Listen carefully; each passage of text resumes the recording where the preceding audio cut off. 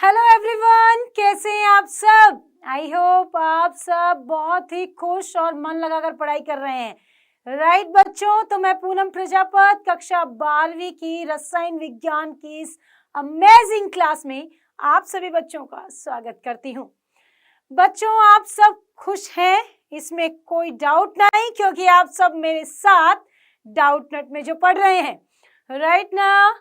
बिल्कुल। तो फटाफट जुड़ जाइए जल्दी से और सभी के साथ शेयर कर दीजिए क्लास को, ताकि सभी बच्चे अच्छे से आप लोगों के साथ पढ़ सके, या यूं कहूं कि मेरे साथ पढ़ सके, है ना। तो फिर आगे शुरू करते हैं। आज अपन क्या करने वाले हैं, आज अपना क्या टॉपिक रहेगा, फटाफट जल्दी से शेयर करो ताकि मैं अपने जो क्लास है उसको आगे बढ़ा सकूं। और जल्दी से जल्दी जुड़ते हुए कमेंट कर दो, क्लास को लाइक कर दो, शेयर कर दो, और अगर चैनल को अब तक सब्सक्राइब नहीं किया है तो सभी बच्चे सब्सक्राइब भी कर दें। ओके बच्चों, तो भाई हम लोगों ने अपना पहला चैप्टर कंप्लीट कर लिया था। राइट, आप सबने पढ़ लिया है, उसके नोट्स भी बना लिए होंगे बच्चों। सीरियसली काम करना है बेटा, तभी टॉपिक समझ में आएगा। तो आपने वो सब कर लिया है, ठीक है। और सभी बच्चे नोट्स बनाने के साथ साथ रिवीजन भी करते रहना। अब सेकंड चैप्टर शुरू करेंगे, आज का अपना नया चैप्टर। आपके सामने आज मैं नया चैप्टर लेकर आई हूं, जिसका नाम क्या है, वैद्युत रसायन, है ना। यानी कि इलेक्ट्रोकेमिस्ट्री क्या होती है। जनरली हम सोचते हैं कि ये क्या है, हमें समझ में नहीं, ये सब नहीं होता है, पता है। बहुत इजी चैप्टर है, इसको यदि हम अपनी रियल लाइफ से कनेक्ट कर लें तो इससे इजी चैप्टर नहीं रहेगा। क्योंकि हमारे घर में लाइट आती है ना, आती ही है, हम सब रूम में लाइट जलाते हैं, तभी तो हम चीजों को देख पा रहे हैं। ये सब देखना कैसे संभव हुआ, ये सब संभव हुआ विद्युत से, इलेक्ट्रिसिटी से। ये क्या है, ये तो हम बचपन से पढ़ते आ रहे हैं। हमें बचपन में ही बता दिया गया कि इलेक्ट्रॉन का प्रवाह धारा होती है, और धारा जब चलती है या एक स्थान से दूसरे स्थान तक वायर द्वारा पहुंचाई जाती है, तो हमें कोई भी बल्ब है, ट्यूबलाइट है, जलते हुए नजर आते हैं। राइट, यहाँ तक ये सब बातें तो क्लियर की गई हैं, बचपन से पढ़ाई जा रही है। लेकिन एक्चुअल में ये प्रक्रम जो है, ये प्रोसीजर जो है, वो होता कैसे है, इसको हम आज देखने वाले हैं। तो बच्चों, ये आपका चैप्टर रहेगा। राइट, इस चैप्टर में बहुत कुछ है जो आपको सीखना है, और ये फिजिकल केमिस्ट्री का चैप्टर है, इसलिए यहाँ से न्यूमेरिकल भी आता है।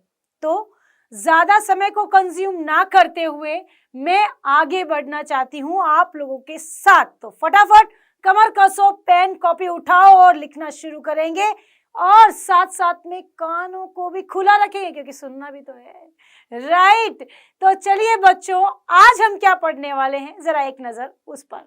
आज हम पढ़ेंगे क्या बेटे, आज हम पढ़ेंगे कि जो विद्युत रसायन है उसके अंदर उसके प्रकार कितने होते हैं।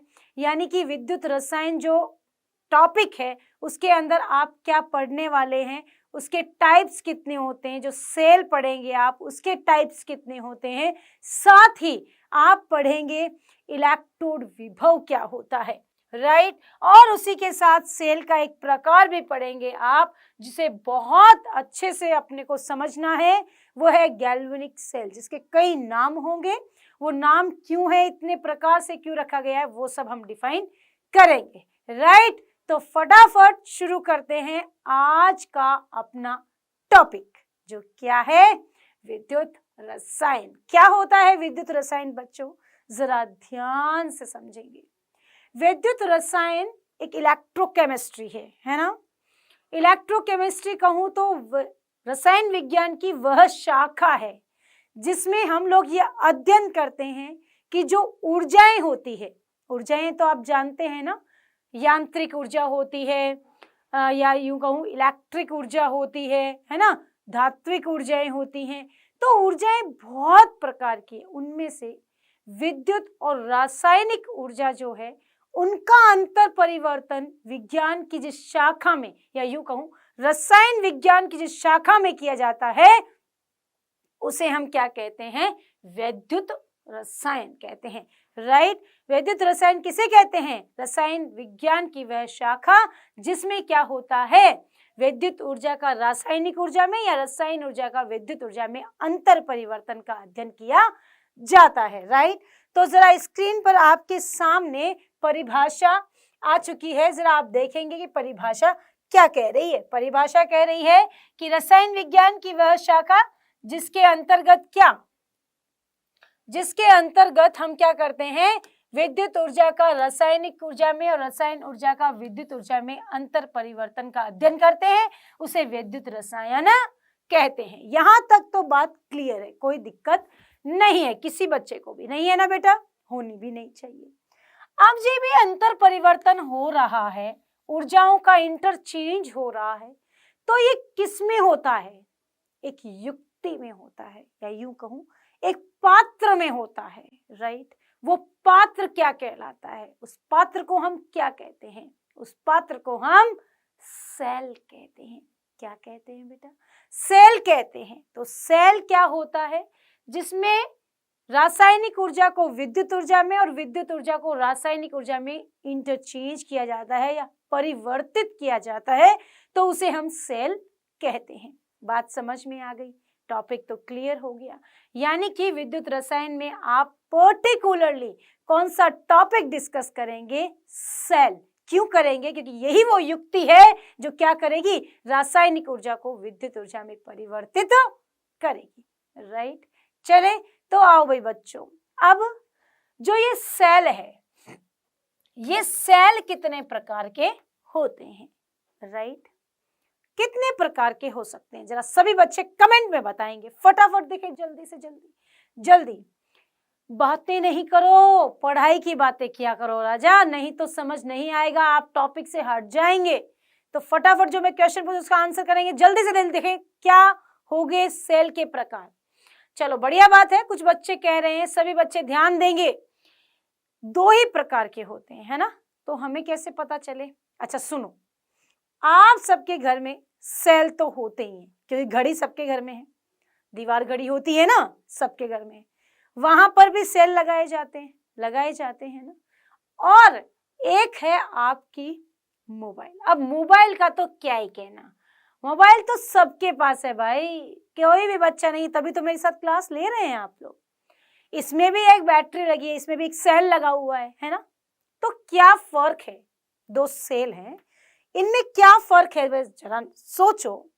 एक तो क्या है भाई, एक ऐसा सेल है जिसे चार्ज किया जा सकता है, आपके मोबाइल वाला, और दूसरा ऐसा जैसे यूज एंड थ्रो है जो दीवार घड़ी में लगा हुआ है। सही है, यही 2 सेल हैं जिन्हें आपको पढ़ना है, राइट। रियल लाइफ में समझ में आ गया कितने प्रकार के सेल होते हैं? 2 घर में देख लिए ना। एक तो वो जो क्या है दीवार घड़ी पे या फिर हाथ में पहनी हुई जो घड़ी होती है उसमें लगते हैं। दूसरा कौन सा है? जो आपके मोबाइल की बैटरी है ना। उससे भी अच्छा एग्जांपल दूंगी पर वो थोड़ा सा आगे दूंगी, अभी इतना ही काफी है। बात समझ में आ गई? दोनों सेलों में एक चार्जेबल और एक चार्जेबल नहीं है। तो वही सेल के 2 प्रकार है, पहला है रासायनिक सेल और दूसरा है विद्युत अपघटनी सेल। यानी कि जो सेल आप क्या करते हैं, दीवार घड़ी में लगाते हैं या हाथ में पहनने वाली घड़ी में यूज करते हैं, वो विद्युत अपघटनी सेल है जिन्हें चार्ज नहीं किया जा सकता। वहीं दूसरा सेल है आपके मोबाइल की बैटरी वाला, जिसे क्या कर सकते हैं आप? चार्ज कर सकते हैं। यानी वो कौन सा सेल है? रासायनिक, विद्युत रासायनिक सेल, राइट। तो कितने प्रकार के हुए भाई? 2 प्रकार के। कौन कौन से? ये रहा आपके सामने, विद्युत रासायनिक सेल और विद्युत अपघटनी, इलेक्ट्रोकेमिकल सेल और इलेक्ट्रोलाइटिक सेल। बात समझ में आई? सबको क्लियर हुई? समझ में आ गए? अब भूलोगे तो नहीं सेल के प्रकार, कभी नहीं। दीवार घड़ी और मोबाइल, ये तो भूलने का सवाल ही नहीं है भाई, इसी से जीवन चल रहा है, वरना तो वही है। मोबाइल तो इतना जरूरी हो गया जैसे कि जीवन जीने के लिए ऑक्सीजन गैस, राइट। बिल्कुल, अगर वो ऑक्सीजन गैस नहीं तो मर जाए ना, तो मोबाइल नहीं हो, तो वही स्थितियां है भाई। सही है ना। तो फटाफट जल्दी से क्लियर हुआ? Okay done. अब चलते हैं हम आगे। अगला टॉपिक है कि आपका विद्युत रासायनिक सेल विद्युत रासायनिक सेल क्या होता है और विद्युत अपघटनी सेल, सही है। इनकी परिभाषाएं अपन देखेंगे, उसके बाद आगे बात करेंगे। विद्युत रासायनिक सेल की परिभाषा इसी के नाम से बनाएंगे हम, ज्यादा टेंशन नहीं लेनी। क्या रासायनिक शब्द आया ना? यस आया। तो कौन सी ऊर्जा? रासायनिक ऊर्जा किसमें जाएगी? विद्युत ऊर्जा में, सही है हाँ या ना? तो ऐसी सेल या युक्तियां जो रासायनिक ऊर्जा को विद्युत ऊर्जा में कन्वर्ट करती हैं, वो जो चार्जेबल होती हैं, विद्युत रासायनिक सेल कहलाती हैं, राइट। देखो परिभाषा देखो जरा स्क्रीन पे क्या कह रही है। वे सेल जो रासायनिक ऊर्जा को विद्युत ऊर्जा में बदल देते हैं विद्युत रासायनिक सेल कहलाते हैं, जैसे गैल्वेनिक सेल, वोल्टीय सेल, इसे डेनियल सेल भी कहते हैं, डेनियल सेल, या फिर इसका दूसरा नाम पता है बच्चों क्या है? Zinc copper cell. Okay done. बात समझ में आई कि नहीं? जल्दी से बताएंगे, कमेंट में लिखेंगे यस मैम। ओके जी ओके। अब चलते हैं, परिभाषा समझ में आ गई ना? कंफ्यूजन नहीं है, होना भी नहीं चाहिए। दूसरा है विद्युत अपघटनी सेल, कौन सा? Electrolytic cell, right.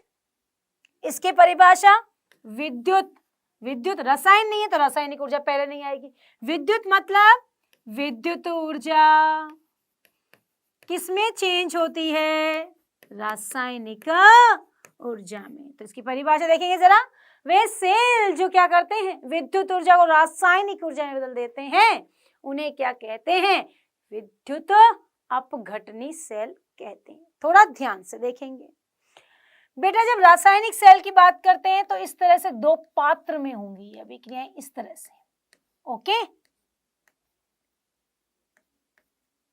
वहीं पर यदि आप विद्युत अपघटनी सेल की बात करेंगे तो ये एक ही पात्र में संपन्न होगी, और इसी पर दो छड़ लगाकर हम लिख देंगे एनोड और कैथोड, राइट। अगर अपन इसको यहाँ पर देखें तो अपने को क्लियरली नजर आएगा कि दो छड़ हैं वो एक ही पात्र में रखी गई है। अब आप सोच रहे होंगे कि मैम क्या होगा इससे? आपने यदि एक पात्र लिया या दो पात्र लिए, क्या फर्क पड़ता है?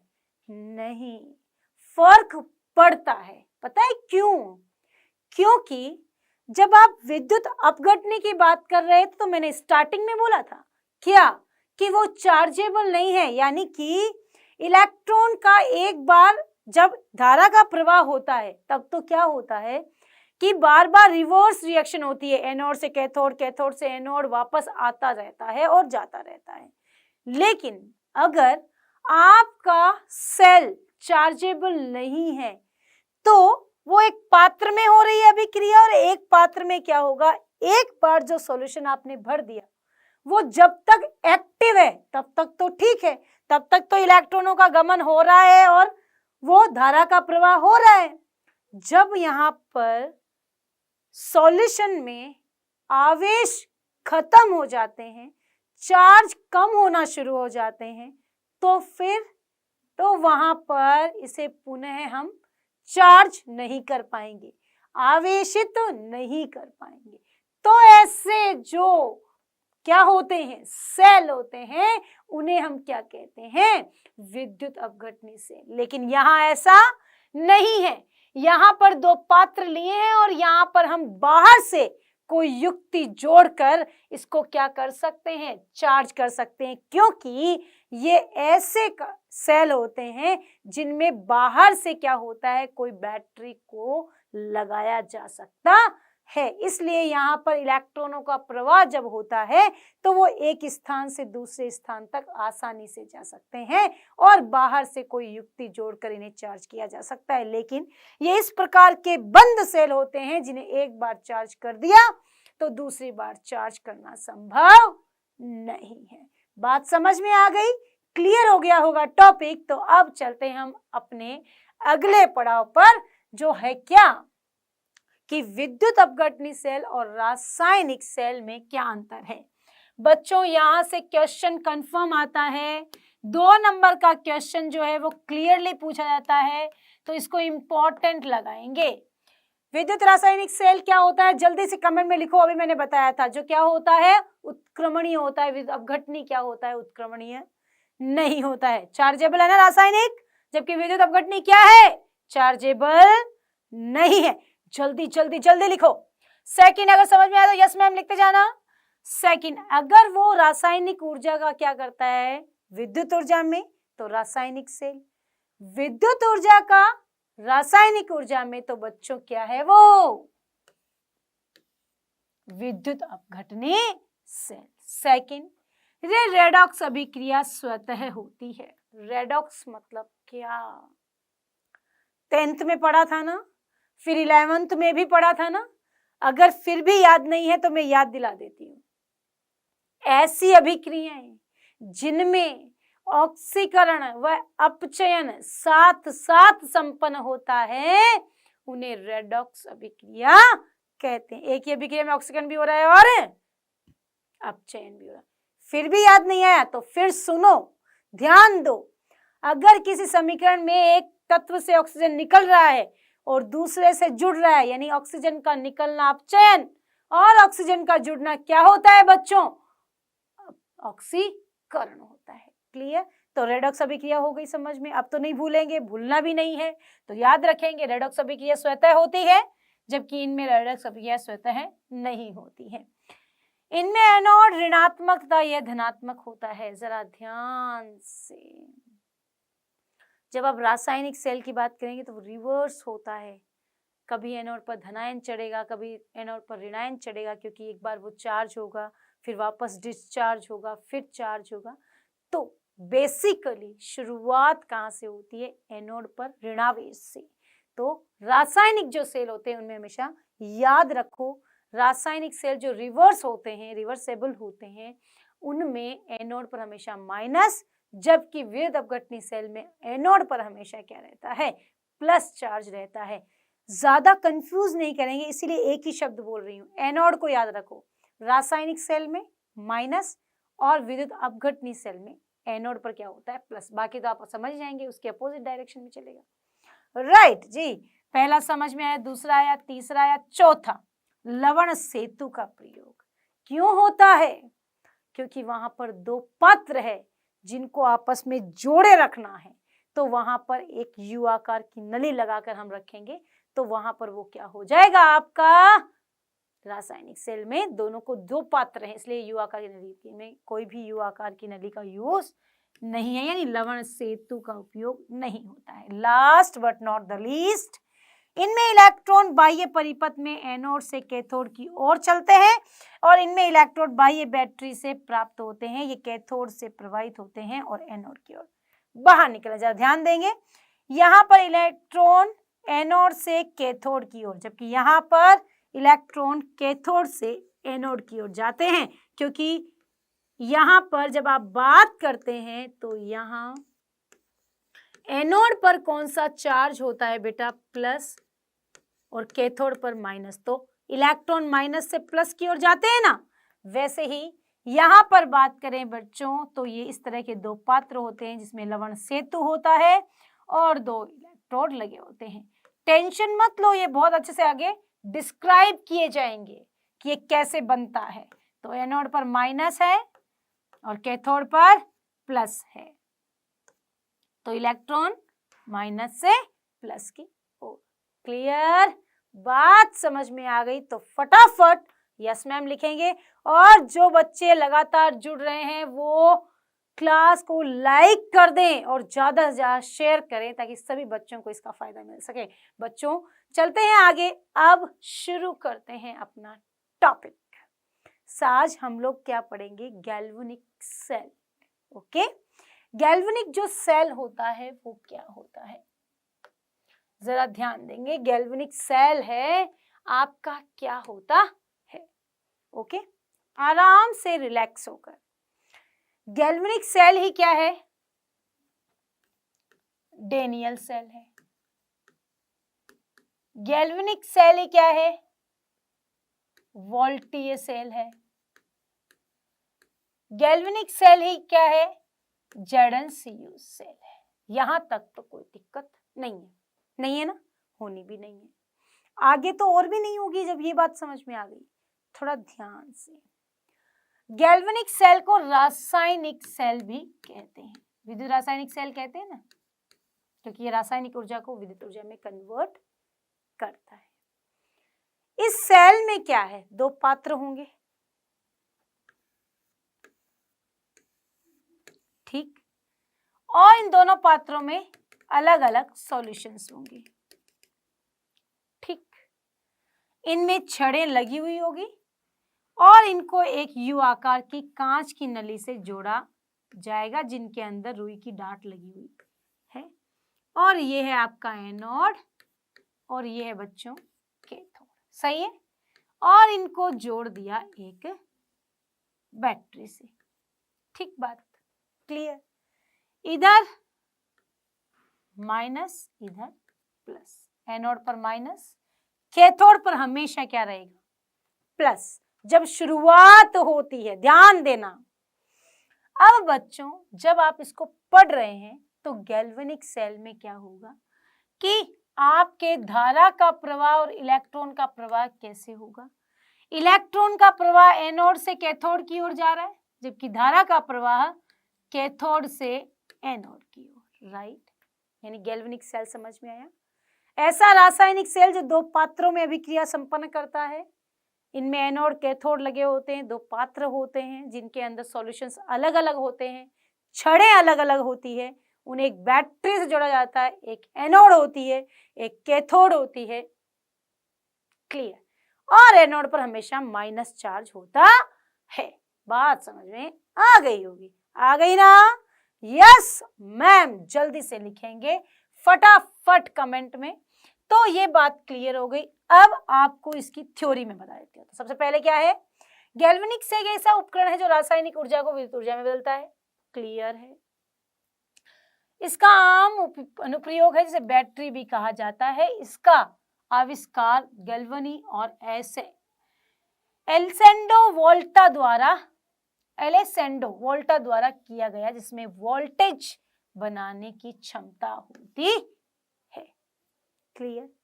ये बात तो समझ में आई हुई है, अभी मैंने समझाई थी डायग्राम बनाकर, तो कोई दिक्कत नहीं है। दूसरा क्या कह रहा है, एक कंटेनर होता है, अभी दिखाई थे ना दो पात्र, पात्र को क्या कहते हैं, कंटेनर, पात्र, ठीक है, जिसमें कॉपर सल्फेट और उसके अंदर कॉपर की छड़, रॉड लगा दी, CuSO4 के अंदर डाला जाता है, जो कि कैथोड का कार्य करता है। इस कंटेनर के अंदर एक छिद्र युक्त कंटेनर रखा जाता है। क्या होता है, एक छिद्रित कंटेनर भी रखा जाता है, राइट। अब आओ दूसरा क्या है, जिसमें एक दूसरा कंटेनर और आया, जिसमें क्या है, जिंक सल्फेट है, ZnSO4 भर दिया जाता है, जिंक की छड़ी डाली जाती है, एक तांबे के तार से इन दोनों छड़ों को जोड़ दिया जाता है। बेसिकली क्या बताना चाहता है, ये कह रहा है दो पात्र हैं, एक में जिंक सल्फेट, एक में कॉपर सल्फेट। जिंक सल्फेट में जिंक की छड़ और कॉपर सल्फेट में कॉपर की छड़ लगाओ भाई, अलग अलग नहीं, ताकि आसानी से आयनों का ट्रांजिशन हो सके, ठीक है। इस सेल में पर्टिकुलरली जिंक और कॉपर का यूज होता है, इसलिए इसे जिंक कॉपर सेल भी कहते हैं, क्लियर। बात समझ में आ गई। तो आपके सामने एक डायग्राम दिया गया है, दिख रहा है, बिल्कुल जी बिल्कुल। ये डायग्राम क्या कह रहा है, एकदम क्लियरली आराम से समझेंगे, ताकि कोई भी ऐसे नहीं फील करे कि हमें आया नहीं, ठीक है। लेकिन उसके लिए शर्त है बेटा कि ध्यान क्लास पर होगा तभी समझ में आएगा, ओके। हम कोशिश कर रहे हैं, पर साथ आप दोगे तभी होगा वो कार्य। तो बच्चों दो छड़ें देख रहे हैं आप, छड़ें देख रहे हैं सब, बिल्कुल देख रहे हैं, एनोड और कैथोड, ठीक है। एनोड की छड़ जिंक, कैथोड की छड़ कॉपर। आप सोच रहे होंगे कि एनोड जिंक ही क्यों लिया, मैं बताते जाऊंगी तो बातें क्लियर होती जाएगी। एनोड की जो जिंक की लिए, तो जिंक और कॉपर में जिंक की क्रियाशीलता ज्यादा होती है, यानी इस पे इलेक्ट्रॉन डेंसिटी ज्यादा होती है, इसलिए ये एनोड का कार्य करता है। अगर फिर भी याद ना आ रहा है तो आपने 10th में एक सक्रियता श्रेणी पढ़ी थी, याद है? लिथियम, सोडियम, पोटेशियम, याद है? जिंक, आयरन, कॉपर, और उसके बाद में कॉपर नहीं, जिंक के बाद में तो क्या था? हाइड्रोजन। हाइड्रोजन के नीचे कॉपर था। तो कहा जाता था कि हाइड्रोजन से जो ऊपर होते हैं वो क्रियाशीलता ज्यादा और हाइड्रोजन से नीचे उनकी कम। तो नीचे वाले जो होते हैं उनकी क्रियाशीलता कम होने के कारण उन्हें कैथोड के रूप में यूज लेते हैं और हाइड्रोजन से ऊपर वालों को एनोड के रूप में यूज किया जाता है। बात समझ में आ गई होगी। मैं टॉपिक टू टॉपिक चल रही हूं, जरा ध्यान से पढ़ो। पात्र ले लिया, इसे पात्र कहा, ठीक है, ये भी पात्र है। इसमें ZnSO4 CuSO4, तो कॉपर की छड़ लगा दी। दोनों के बीच में एक क्या जोड़ दिया? दोनों को जोड़ने वाला एक लवण सेतु, जिसके अंदर अगर जेली जैसा पदार्थ, KCl का पदार्थ भी हो सकता है, AgNO3 का भी पदार्थ भरा जा सकता है।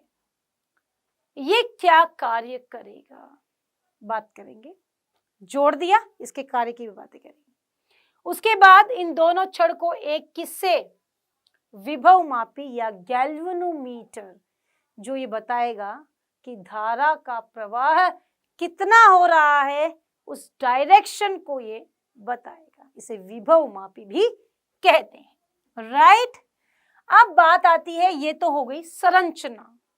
अब इसके अंदर लवण सेतु का क्या काम है? सबसे इंपॉर्टेंट है ये बात। यहां से क्वेश्चन आता है मेरे बच्चों कि लवण सेतु जो है वो क्या कार्य करता है। सबसे पहले लवण सेतु जो है वो क्या करता है? पात्र को या सेल को, यूं कहूं तो ज्यादा अच्छा होगा, सेल जो है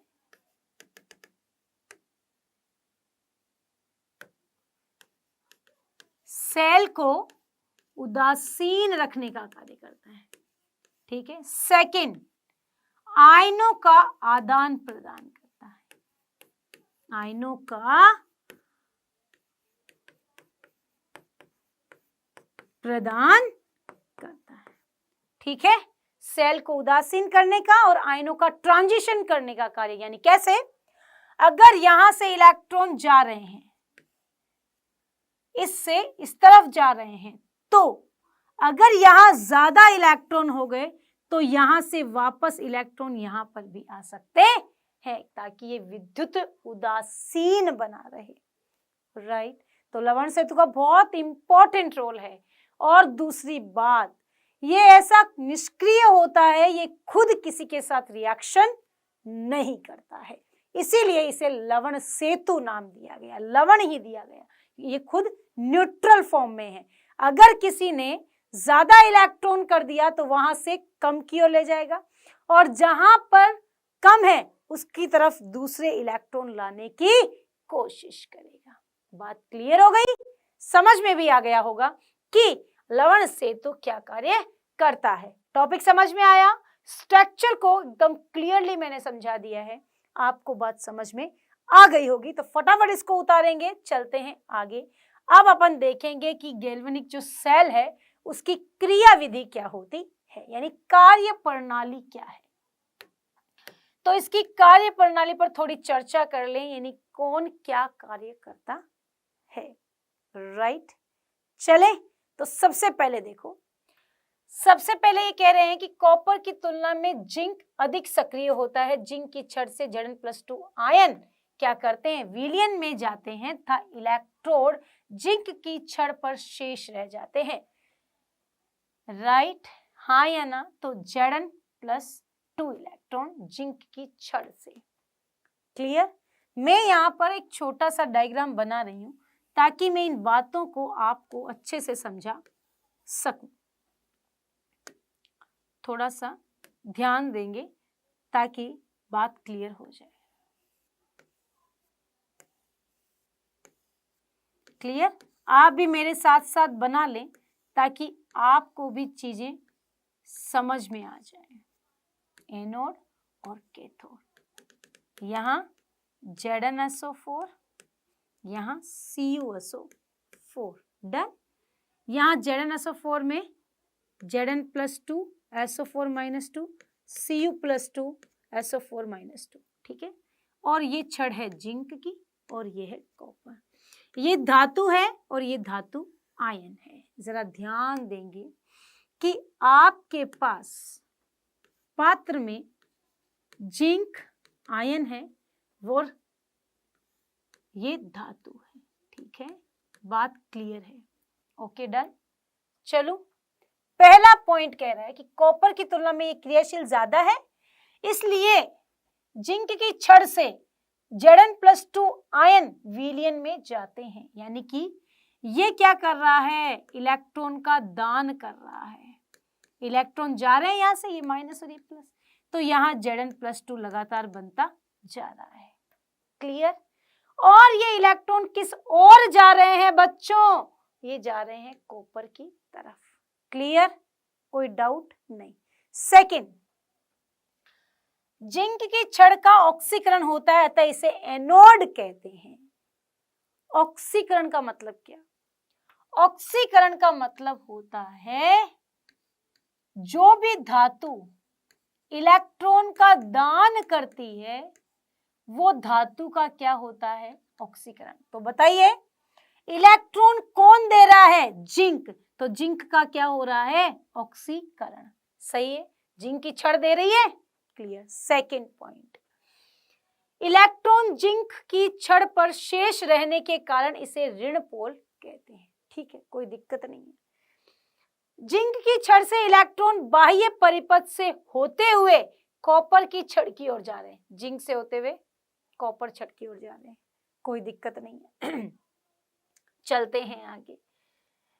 कॉपर की छड़ पर विलयन में उपस्थित कॉपर प्लस आयन कॉपर में अपचयित हो जाते हैं। कॉपर की छड़ पर विलयन में उपस्थित आयन, कॉपर की छड़ है, इसके ऊपर कौन से आयन मौजूद है बच्चों? इसके ऊपर Cr+2। और फिर ये क्या करेंगे? यहां से आ रहे इलेक्ट्रॉन को ग्रहण करेंगे और ग्रहण करके क्या करेंगे बच्चों? जरा ध्यान दो। Cr+2 जो है वो इलेक्ट्रॉन लेकर के क्या बन जाएंगे? कॉपर धातु में बदल जाएंगे और कॉपर की धातु पर कॉपर बार बार इकट्ठा हो जाएगा, तो कॉपर की छड़ मोटी हो जाएगी और जिंक की छड़ धीरे धीरे पतली हो जाएगी बेचारी, क्योंकि तो दिए ही जा रही है। बात समझ में आई? फटाफट लास्ट देखते हैं कि विद्युत धारा इलेक्ट्रॉन बहने की दिशा के विपरीत, ये तो सबको पता है कि विपरीत प्रवाहित होती है। अगर इलेक्ट्रॉन इस दिशा में जा रहे हैं राजा बच्चों, तो जरा ध्यान से बताएंगे कि इस तरफ कौन आ रहा है? धारा। क्लियर? यस और नो जल्दी से बताएंगे, फटाफट बताएंगे। क्लियर हुआ या नहीं ये भी बताएंगे। ओके जी, ओके, यस। चलें आगे। अब आ जाओ आगे। ये क्या कह रहा है? अब सेल अभिक्रिया निम्न होती है। सेल अभिक्रिया मतलब जब अपन ने इलेक्ट्रॉन दिया, इलेक्ट्रॉन लिया, जो पात्र में क्रियाएं हुई, वहां पर हमने देखा कि जब क्रियाएं हो रही है तो वहां पर जड़न से इलेक्ट्रॉन जा रहे हैं, कॉपर ले रहा है, तो इसको अपन रिप्रेजेंट कैसे करेंगे? तो रिएक्शन को रिप्रेजेंट करने के लिए हमें पता होना चाहिए कि एनोड पर ऑक्सीकरण हो रहा है, कैथोड पर अपचयन हो रहा है, जिंक कहाँ पर जाएगा और उसे किस तरह से रिप्रेजेंट किया जाएगा। तो अपन उसको इस प्रकार से लिख सकते हैं। कैसे? अपने बाईं तरफ इलेक्ट्रोड, सही है, एनोड था, दाईं तरफ कैथोड था और उस पर ऑक्सीकरण और अपचयन हो रहा था, जिसे हम इस प्रकार से रिप्रेजेंट कर सकते हैं। बात समझ में आ गई होगी? यस और नो जल्दी बताएंगे सभी बच्चे। जिंक के पास में एस लिखा है, ये ठोस है, धातु है ना, कॉपर आयनित फॉर्म में है। जब इसने अपने में से कितने इलेक्ट्रॉन? 2 इलेक्ट्रॉन किसको दे दिए? कॉपर को दे दिए। तो अपने में से 2 दिया तो धनवान लोग धन का दान करते हैं, तो वहां पर चार्ज प्लस हो जाता है। वहीं ऋणी लोग इलेक्ट्रॉन ग्रहण करते हैं। राइट। किसी पर ऋण है, कट जाए तो वो धन लेगा ना, तभी तो ऋणी हुआ। तो इसलिए जिस पर ऋण है, ऋण चार्ज वो लेता है और धन चार्ज वो देता है। धनवान लोग धन का दान करते हैं, तो धनवान यानी प्लस, प्लस चार्ज आते ही समझ जाओ कि इसने इलेक्ट्रॉन का दान किया हुआ है। बात समझ में आ गई, क्लियर हो गया? तो चलते हैं अब आगे। सेल अभिक्रिया इस प्रकार से लिखने समझ में आ गई। ये क्या है? एनोड। ये क्या है? कैथोड पर आयनित फॉर्म में है। अब ये एनोड कैथोड चार्जेबल हो गया। क्लियर? चलते हैं आगे। दोनों अर्ध सेलों के विभव के अंतर को सेल का विद्युत वाहक बल कहा जाता है। विद्युत वाहक बल क्या होता है? जब कोई भी सेल जिसमें बाहर से धारा प्रवाहित नहीं हो रही है, फिर भी उनमें धारा प्रवाहित खुद से हो रही है, तो वो जो विभव उत्पन्न हुआ है उसे ही क्या कहते हैं? विद्युत वाहक बल कहा जाता है। किसी पात्र में बिना बाह्य स्रोत के धारा का प्रवाह हो रहा है या इलेक्ट्रॉन का प्रवाह हो रहा है, तो वो जो विभव उत्पन्न होगा उसे विद्युत वाहक बल कहते हैं। बात समझ में आई? विद्युत वाहक बल किसे कहते हैं? जब कोई भी बाह्य स्रोत नहीं है, कोई बैटरी ऑन नहीं है, फिर भी रिएक्शन हो रही है, इसका मतलब वहां पर जो विभव है उसे आप क्या कहेंगे? विद्युत वाहक बल, जिसका मान हमेशा कितना होता है? 1.1 वोल्ट। ये मानक स्थिति है। क्लियर? बात समझ में आ गई होगी। तो आपने सामने स्क्रीन पर किसी भी सेल का जब विद्युत वाहक बल ज्ञात किया जाता है तो एक फॉर्मूला लगता है, ई सेल बराबर ई, राइट और लेफ्ट। राइट में क्या है? कैथोड, लेफ्ट में क्या है? एनोड। राइट? यस और नो? जल्दी बताओ। यहाँ पर क्या है? कैथोड, और यहाँ क्या है बच्चों? एनोड। ओके, चलते हैं आगे। कैथोड और एनोड लिख दिया।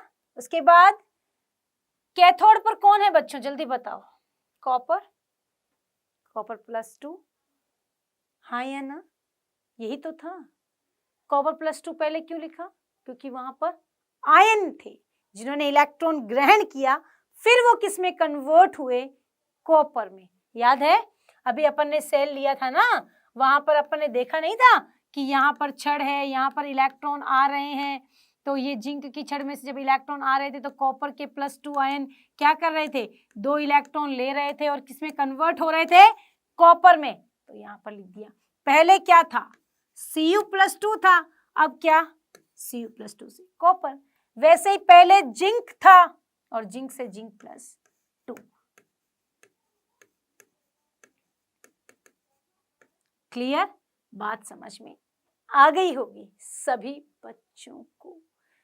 पहला जो रिएक्शन हो रही होती है वैसे ही लिखना है, यही इसका सही रिप्रेजेंटेशन है। गलत ये भी नहीं है, पर कहते हैं ना एकदम करेक्ट जो होता है, जहां कोई भी गलती निकालना संभव नहीं, तब अगर आपको कहते हैं ना 95, 98 कब आते हैं? जब गलतियां होती नहीं, तो वही चीजें सुधारने की कोशिश कर रहे हैं। ओके डन, चलते हैं आगे।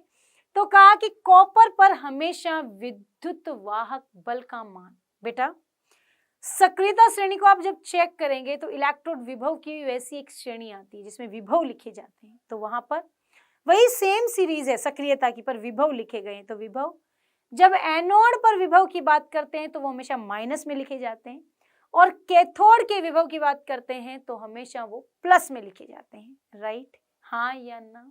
बात समझ में आई? एनोड के विभव हमेशा किस में होते हैं? माइनस में, क्योंकि वहां पर ऑक्सीकरण होता है, और कैथोड हमेशा प्लस में, क्योंकि वहां पर अपचयन होता है। क्लियर? चले? ओके जी। तो यहाँ लिख दिया। इसका मान कितना होता है कॉपर का? 0.34, 0.76 फिक्स है, याद रखना। इन दोनों को करेंगे तो इसका वैल्यू क्या आ गया? 1.1 वोल्ट। यानी कि इस बात को सिद्ध कर दिया गया है कि कोई भी सेल में अगर बाह्य परिपथ ना जोड़े, फिर भी अगर धारा का प्रवाह हो रहा है तो वहां पर कितना विभव उत्पन्न है? 1.1 वोल्ट, जिसे विद्युत वाहक बल कहा जाता है। फटाफट इसका आप स्क्रीनशॉट लेंगे ताकि आप इसको उतार सकें। डन, चलें आगे। बिल्कुल जी बिल्कुल, चलते हैं आगे। अब आता है अपना टॉपिक क्या, डेनियल सेल का सेल आरेख। बेटा सेल आरेख क्या होता है पता है? सेल आरेख का मतलब होता है जिंक कॉपर आप लिख रहे थे ना, उसको एक सिस्टमैटिक तरीके से रिप्रेजेंट करना सेल आरेख होता है, राइट। यानी कि आपके पास में जिंक सल्फेट, कॉपर सल्फेट और कॉपर है, एनोड और कैथोड, क्लियर। यदि सेल को बाह्य विद्युत स्रोत से जोड़ दें तो निम्न 3 परिस्थितियां संबंध प्रदर्शित करती है। सेल आरेख लिखना आ गया सभी को, हाँ या ना? नहीं आया तो मैं फिर बता रही हूँ, चलो फिर से देख लो कैसे लिखते हैं डेनियल सेल का सेल आरेख। सेल आरेख का मतलब होता है कि अपने को धातु और धातु आयन लिखना है, ठीक है। जब धातु और धातु आयन लिखते हैं तो अपन लिखते हैं कि दोनों के बीच में एक स्लैश लाइन होती है, धातु धातु आयन,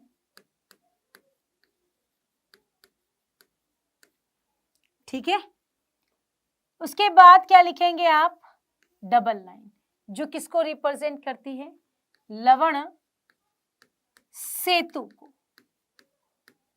ओके, लवण सेतु को। अब लिखेंगे धातु आयन और धातु स्लैश धातु। अब क्या ध्यान, हमेशा ध्यान रखो कि एनोड हमेशा पहले और कैथोड हमेशा बाद में लिखा जाएगा। एनोड जब भी लिखा जाएगा पहले धातु फिर धातु आयन, और कैथोड जब भी लिखा जाएगा तो क्या होगा, धातु आयन पहले और उसके बाद धातु लिखा जाएगा। बात समझ में आई? सेल आरेख का मतलब होता है सेल में संपन्न होने वाली रासायनिक अभिक्रिया को सिस्टमैटिक तरीके से कैसे रिप्रेजेंट किया जाता है, वही सेल आरेख होता है। आरेख का मतलब यहां बिल्कुल भी वो नहीं है कि ग्राफ बना के दिखा दिया, नो। सिस्टमैटिक तरीके से एक रिएक्शन में एनोड और कैथोड को व्यक्त कैसे किया जाता है, वो सेल आरेख होता है। अब क्लियर है? हमेशा इसी को याद रखना है, एनोड पहले बाद में कैथोड और उन दोनों के बीच में डबल लाइन पैरेलल लाइन आएगी जो लवण सेतु को रिप्रेजेंट करती है, और स्लैश जो आता है वो धातु और धातु आयन को अलग करता है। अगर समझ में आ गई है बात तो जल्दी से करेंगे लाइक, फटाफट चलते हैं आगे। अब दूसरा बात, सेल को यदि बाह्य विद्युत स्रोत से जोड़ दें, ठीक है। अब बच्चों एक कंडीशन है, हमने ये बताया है ना कि रासायनिक सेल को चार्ज किया जा सकता है, राइट। तो वो कैसे, तो इन्होंने कहा कि अगर बाह्य स्रोत जोड़ दे तो क्या होगा, जरा ध्यान दो।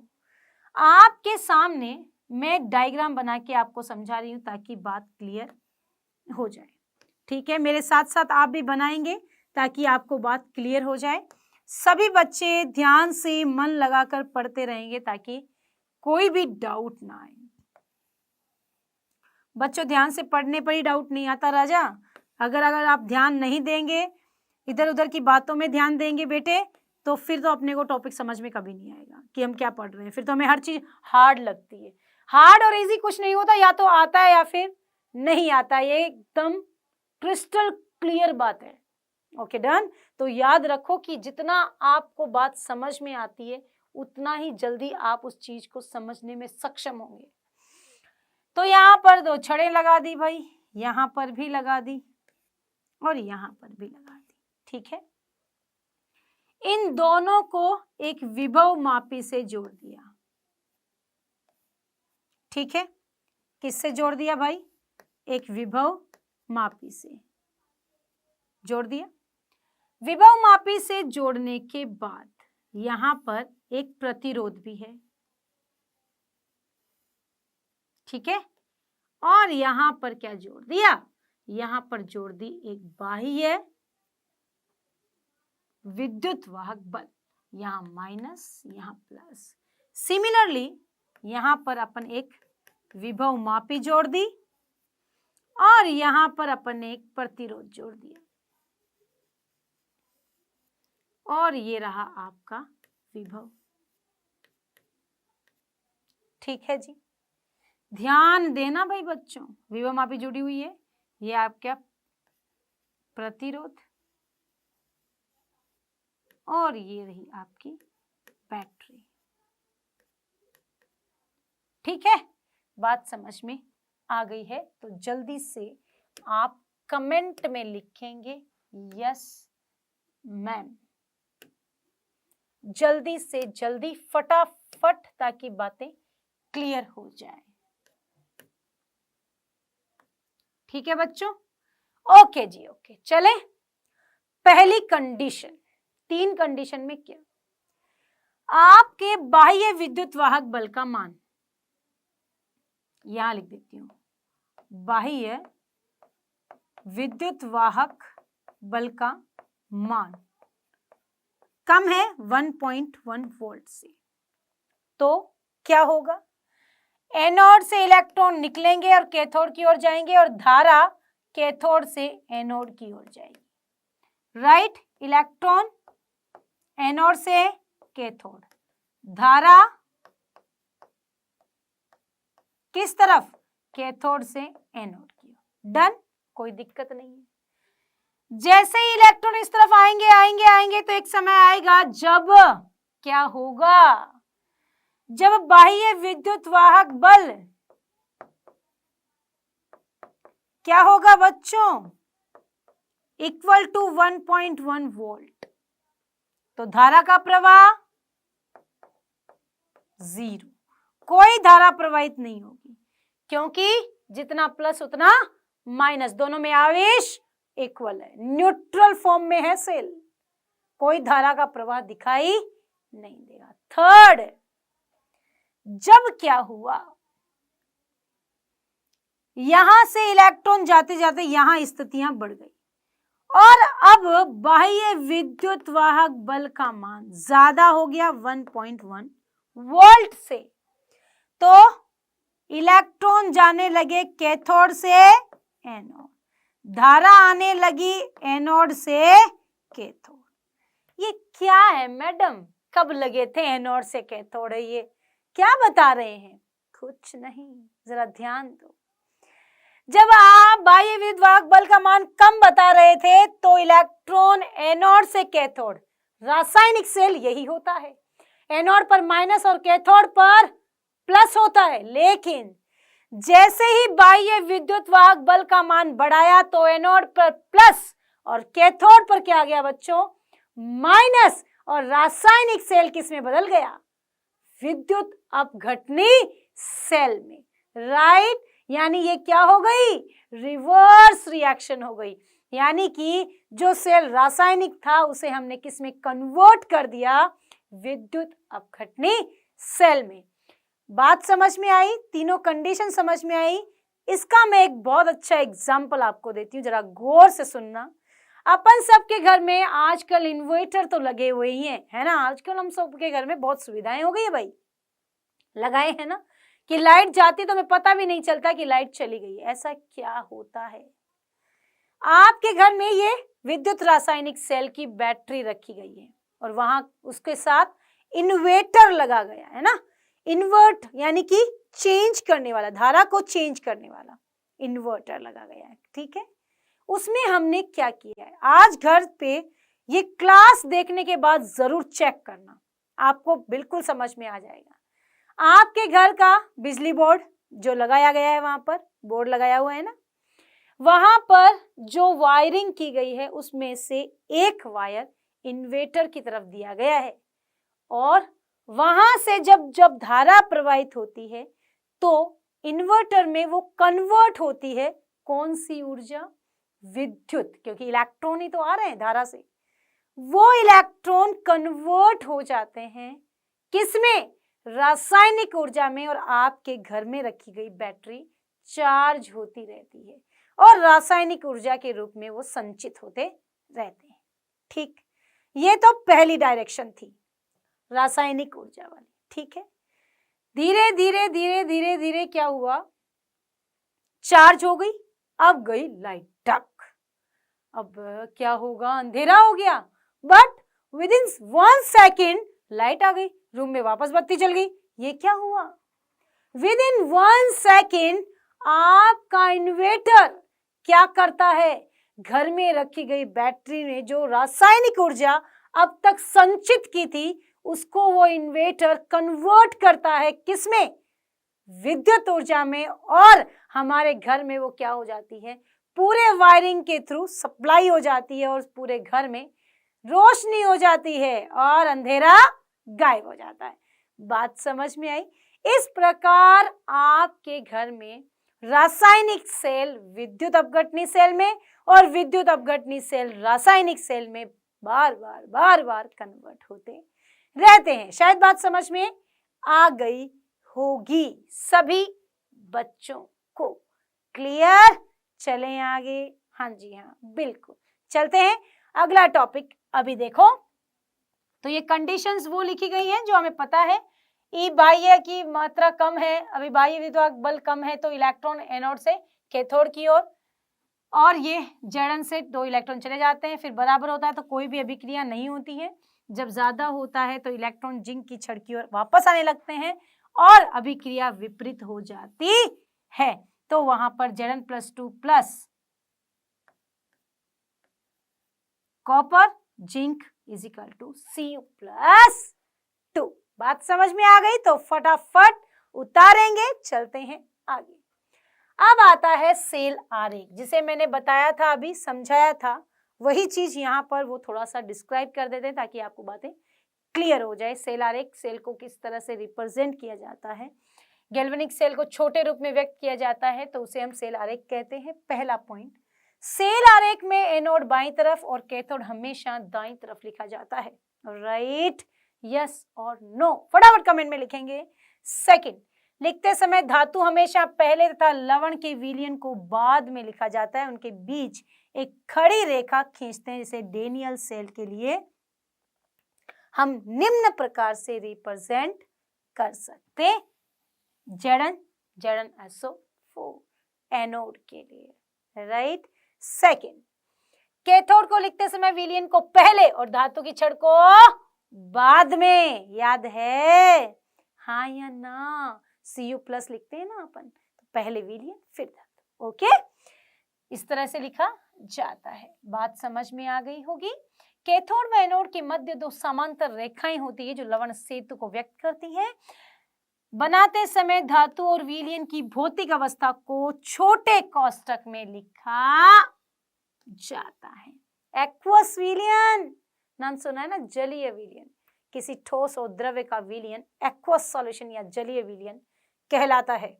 सेल आरेख बनाते समय विलयन की सांद्रता को छोटे कोष्ठक में बंद करके लिखना चाहिए, यानी इसकी सांद्रता कितनी है। अगर आप इसमें विलयन है तो वहां सांद्रता होगी, सांद्रता 0.1 m, यानी मोलरता में व्यक्त कर देते हैं 0.1 m लिख दिया जाता है। जैसे आपके सामने यहाँ पर दिख ही रहा है 1 m, और धातु का हमेशा मान एक ही होता है, इसलिए उसकी सांद्रता को व्यक्त नहीं किया जाता क्योंकि वो ठोस अवस्था में होती है। क्लियर?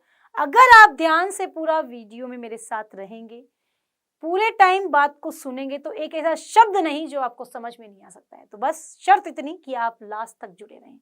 ओके, चलते हैं आगे। अगला है इलेक्ट्रोड विभव। बच्चों, इलेक्ट्रोड विभव क्या होता है?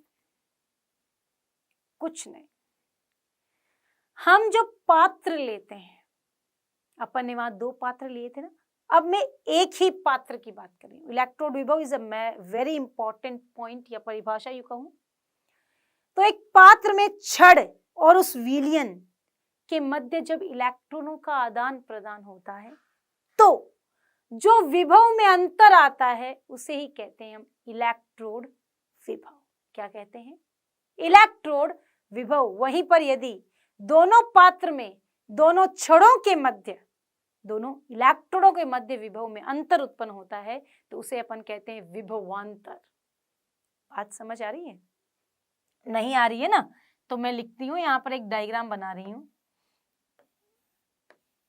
ये छड़, ये सॉल्यूशन, ये छड़, ये सॉल्यूशन। ठीक है? ठीक है? माइनस ये प्लस। इस सॉल्यूशन में Zn+2 और यहाँ पर Zn। कलर चेंज कर लेते हैं, वरना कहोगे कि मैम समझ ही नहीं आता है, एक ही एक कलर यूज कर लेती हैं आप तो। Cu+2 ना Cu। Okay done. Zn और Zn+2 या यूं कहूं ZnSO4।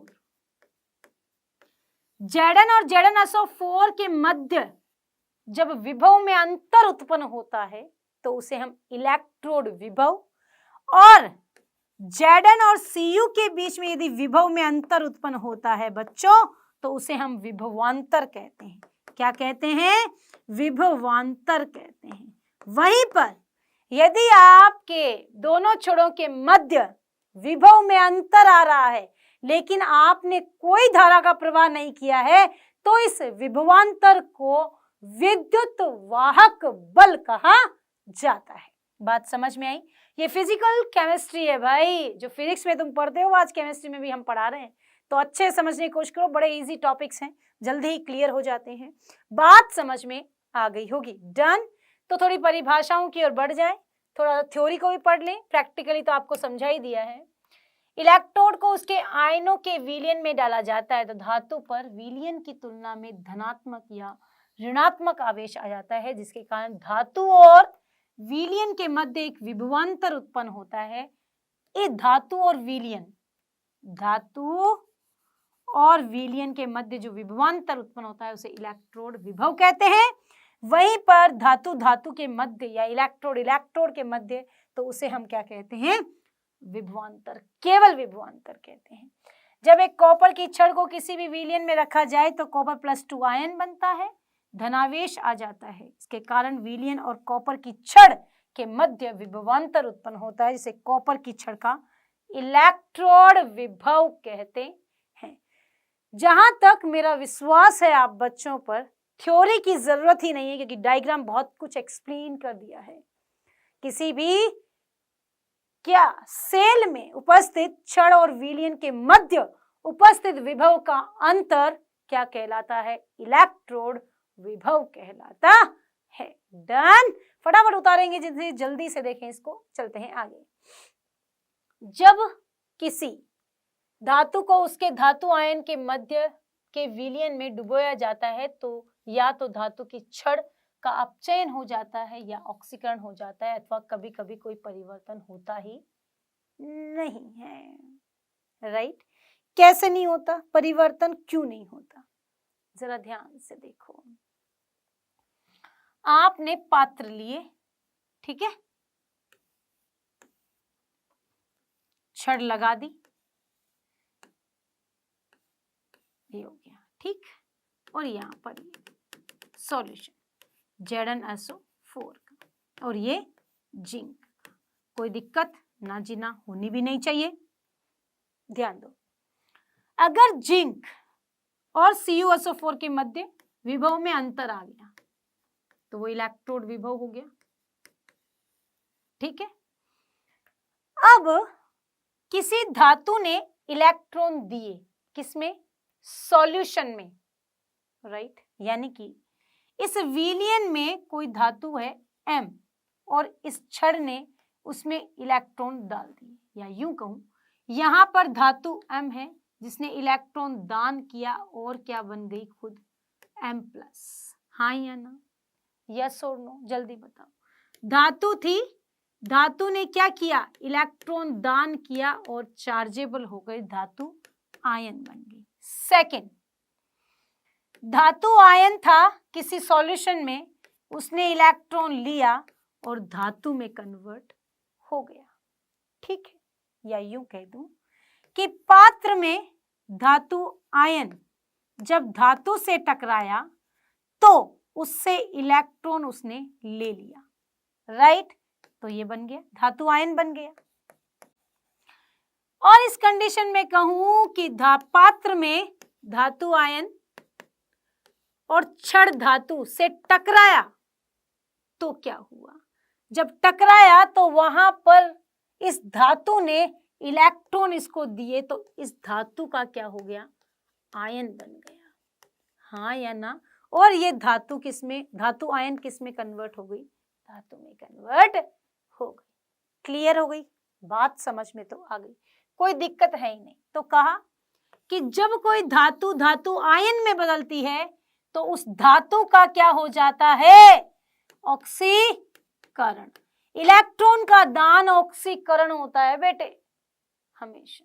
ऑक्सीजन गैस जीवन दायिनी गैस है जो लोगों को जीवन प्रदान कर रही है, यानी दान कर रही है। तो ऑक्सीकरण हमेशा कौन? जो इलेक्ट्रॉन का दान करे। वहीं पर यदि कोई इलेक्ट्रॉन ग्रहण कर रहा है तो बेटा अपोजिट में क्या हो जाएगा? अपचयन। यस और नो? जल्दी से कमेंट में लिखेंगे यस मैम, फटाफट इस बात को उतारेंगे। शायद मेरे हिसाब से बात क्लियर हो गई है। डन? ओके जी ओके, चलते हैं आगे, फटाफट देखते हैं अब ये क्या कह रहा है। समझ में आ गई बात? ओके, चलते हैं आगे। माना एक धातु M है जिसे M प्लस धातु आयन में विलयन में डुबाया जाता है तो 3 स्थितियां संभव है। पहली, धातु आयन धातु की छड़ से टकराता है, वापस लौट आता है, उसने ना लिया ना दिया, कुछ नहीं किया। कहते हैं ना कभी कोई कार्य होता है हमें करना नहीं तो हम जाकर के देख के आ जाते हैं, हमें ज्यादा इंटरेस्ट नहीं है तो वहां कोई क्रिया होगी ही नहीं, वो कोई परिवर्तन नहीं। सेकेंड, दूसरी स्थिति में धातु आयन धातु की छड़ से टकराया और अन्य इलेक्ट्रॉन ग्रहण करके धातु परमाणु में बदल जाता है। चूंकि इलेक्ट्रॉन धातु की छड़ द्वारा त्यागे जा रहे हैं तो विलयन में उपस्थित धातु आयन ग्रहण कर रहा है और उस स्थिति में क्या हो जाता है? अपचयन हो जाता है और उत्पन्न विभव उत्पन्न हुआ तो क्या हुआ? अपचयन विभव कहलाता है। डन? ओके जी ओके, चलते हैं आगे। अब आता है अपना अगला टॉपिक। तीसरी स्थिति में धातु आयन M धातु की छड़ से टकराता है, अन्य इलेक्ट्रॉन दान करता है और दान करने के बाद क्या कर लेता है? M पॉजिटिव में आ जाता है। अगर इसने दान किया है तो यहां हो गया क्या बच्चों? ऑक्सीकरण हो गया। उत्पन्न विभव ऑक्सीकरण विभव।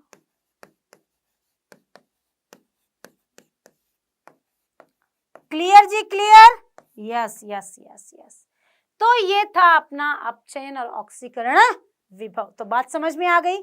ऑक्सीकरण कब? जब धातु इलेक्ट्रॉन दान करे, जब धातु इलेक्ट्रॉन ग्रहण करे तो अपचयन। राइट? तो चलते हैं आगे, फटाफट देखते हैं। ऑक्सीकरण अपचयन की प्रक्रियाओं में दोनों में इलेक्ट्रोड विभव में चेंज आ जाता है जिसे अपन क्या कहते हैं? इलेक्ट्रोड विभव कहते हैं। चलें आगे, ये तो कोई दिक्कत नहीं, यहाँ तो बात समझ में आई हुई है, आपको क्लियर भी है टॉपिक कि आपको क्या पढ़ना है। क्लियर है? अच्छा पढ़ देती हूँ। ठीक है ठीक है ठीक है, चलो पढ़ लेते हैं। ऑक्सीकरण और अपचयन की प्रक्रियाओं में धातु परमाणु और धातु धनायनों के मध्य साम्य स्थापित हो जाता है। धातु छड़ और धातु आयनों के मध्य आवेशों का पृथक्करण हो जाता है जिसके परिणाम स्वरूप दोनों के मध्य विभवांतर उत्पन्न हो जाता है और विलयन के मध्य उत्पन्न विभवांतर इलेक्ट्रोड विभव कहलाता है। अच्छा क्या नया था? कुछ नहीं ना, इसीलिए मैं कहती हूँ अगर आप ध्यान से पढ़ेंगे तो सब कुछ क्लियर है। चलते हैं आगे। पहला है ऑक्सीकरण विभव। जल्दी से कमेंट में बताओ कि ऑक्सीकरण विभव क्या होता है। जल्दी लिखो, जल्दी, अभी बताया था ना क्या होता है। जब धातु से इलेक्ट्रॉन दान हो जाते हैं तो वो ऑक्सीकरण विभव हो जाता है।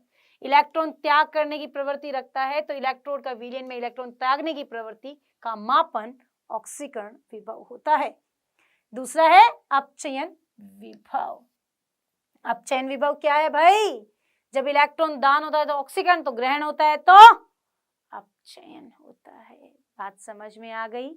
यस और नो? जल्दी बताएंगे, फटाफट ऑक्सीकरण अपचयन को लिखेंगे। क्लियर हो गई बात? तो इस प्रकार अपन ऑक्सीकरण अपचयन का मापन कहलाता है। डन? बात क्लियर हो गई, बात समझ में भी आ गई। तो अब अपना आज जो अपन ने टॉपिक्स पढ़े हैं बच्चों वो थ्योरेटिकल हो सकते हैं लेकिन आपको समझ में आना जरूरी है। जितना मैंने आज कराया है वो एकदम क्लियर हो। नेक्स्ट क्लास में अपन सब इनसे रिलेटेड कुछ क्वेश्चंस हैं, मानक इलेक्ट्रोड विभव है, उस पर डिस्कस करेंगे ताकि उससे आने वाले न्यूमेरिकल्स जो हैं वो आपको आ सके। लेकिन जब तक ये बेसिक जो आज पढ़ा है वो अगर आपने ठीक से नहीं पढ़ा तो आगे की क्लास में थोड़ा समझना मुश्किल हो जाएगा। इसलिए कोशिश करो कि जितना हो सके बार बार टॉपिक को देखकर अच्छे से आप इसको समझ लें।